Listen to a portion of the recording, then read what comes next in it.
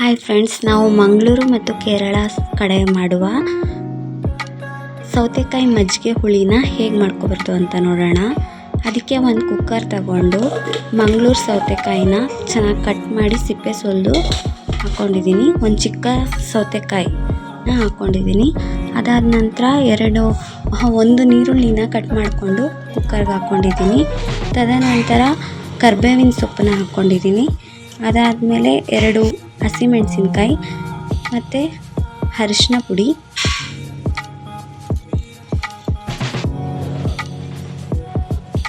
ಆಮೇಲೆ ಜೀರಿಗೆನ ಹಾಕ್ಕೊಂಡಿದ್ದೀನಿ, 1 ಸ್ಪೂನ್ ಜೀರಿಗೆ.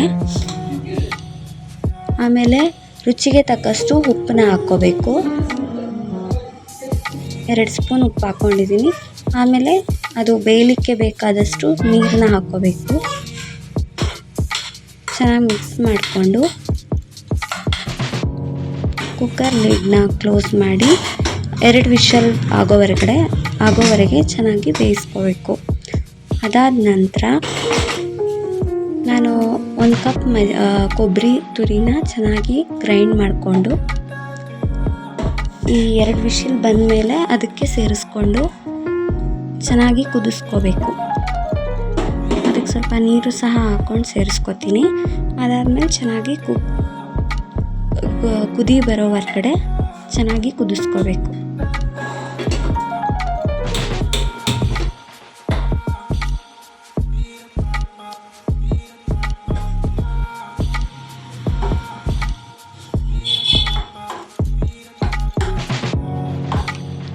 ಅದಾದಮೇಲೆ ಕುದಿಯುವಾಗ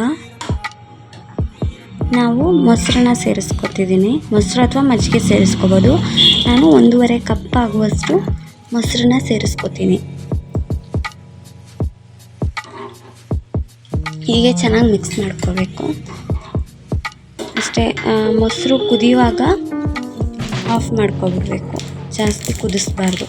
ಅದಾದಮೇಲೆ ಸಪ್ರೇಟಾಗಿ ಒಗ್ಗರಣೆ ಕೊಟ್ಕೋಬೇಕು. ಅದಕ್ಕೆ ಒಗ್ಗರಣೆಗೆ ಸಾಸಿವೆ, ಜೀರಿಗೆ, ಅದಾದಮೇಲೆ ಒಣಮೆಣಸಿನ್ಕಾಯಿ 2 ಒಣಮೆಣಸಿನ್ಕಾಯಿನ ಆ್ಯಡ್ ಮಾಡ್ಕೊಂಡಿದ್ದೀನಿ. ಅದಾದಮೇಲೆ 1 ಈರುಳ್ಳಿನ ಸಪ್ರೇಟಾಗಿ ಕಟ್ ಮಾಡಿ ಇಟ್ಕೊಂಡಿದ್ದೀನಿ, ಅದನ್ನು ಹಾಕ್ಕೋಬೇಕು.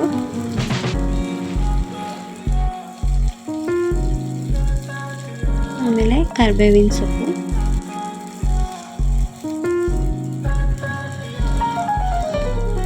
ಕರಿಬೇವಿನ ಸೊಪ್ಪಿಗಿಂತ ಮುಂಚೆ ನಾನು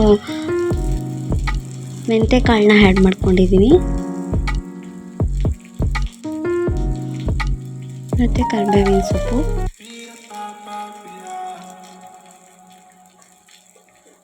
ಹೀಗೆ ಚೆನ್ನಾಗಿ ನಾವು ಒಗ್ಗರಣೆ ಕೊಡ್ಕೋಬೇಕು. ಚೆನ್ನಾಗಿ ಫ್ರೈ ಆಗೋವರೆಗೆ ಕಲಿಸ್ಕೋಬೇಕು.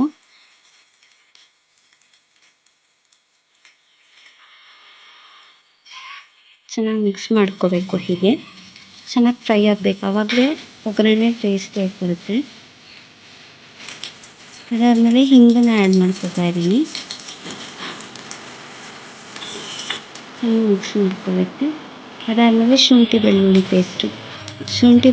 ಪೇಸ್ಟು ಅದು ಸಹ ಚೆನ್ನಾಗಿ ಹಸಿ ವಾಸನೆ ಹೋಗೋವರೆಗೆ ಚೆನ್ನಾಗಿ ಫ್ರೈ ಮಾಡ್ಕೋಬೇಕು.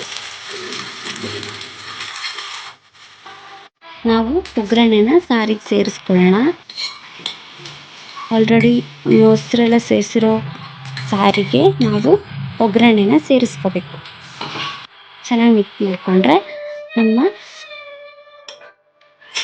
ಇದೀಗ ನಮ್ಮ ಸೂಪರ್ ಟೇಸ್ಟಿ ಸೌತೆಕಾಯಿ ಮಜ್ಜಿಗೆ ಹುಳಿ ರೆಡಿಯಾಗಿರುತ್ತೆ. ಅನ್ನದ ಜೊತೆಗಂತೂ ಸೂಪರ್ ಆಗಿರುತ್ತೆ.